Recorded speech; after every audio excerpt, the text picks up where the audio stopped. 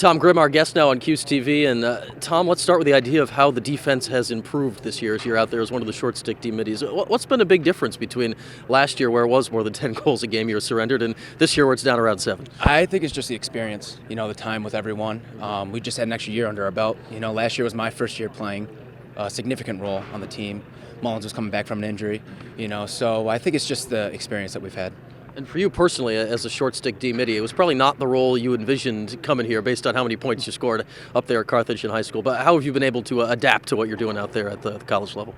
I just wanted to get on the field, as soon as possible. When I came in, there were a ton of good middies here, with Joe Marasco, Luke Cometti, Ryan Barber, all those guys. So, I just wanted to get on the field. So they offered me, a spot on the D middie side, and gladly take it. Is that what's required to get to number one like this team is right now, that some players like yourself do have to make those sacrifices? Oh, yeah, for sure. I mean, Joel White, perfect example. He was a lot better than me offensively and defensively. So, if he did it, I have to do it, so.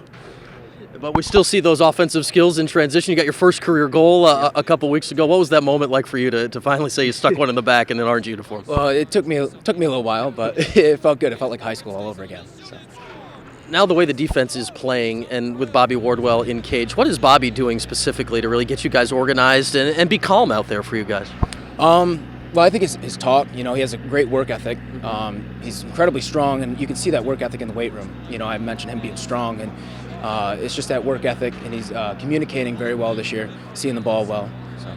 Now, Johns Hopkins comes into the Dome this week. What does this rivalry mean to you guys at this point in program history to see the Blue Jays come to the Dome? Well, anytime you see these guys, it's a big game, big rivalry. We know what's on the line. We have a bigger target on our back, being number one in the country, but when it comes to a game like this, it doesn't even matter. So we know we have to have our A game ready, and we got to prepare well this week. Did you feel that target last week against St. John's when it was maybe the first slow start of the year for the team, and St. John's tried to make you pay for it? Yeah, definitely. It was our first away game too, and we can have a ton of excuses. Our first away game, first Saturday game, blah blah blah. But when push comes to shove, we just weren't prepared to come out ready to go. And at halftime, we made some adjustments, and then we fixed it. Did the second half, did that feel more like what you guys expected to put out there all day on Saturday? Oh, definitely, yeah. Yep. All right, Tom, look forward to seeing you out there this week. All right, thank you.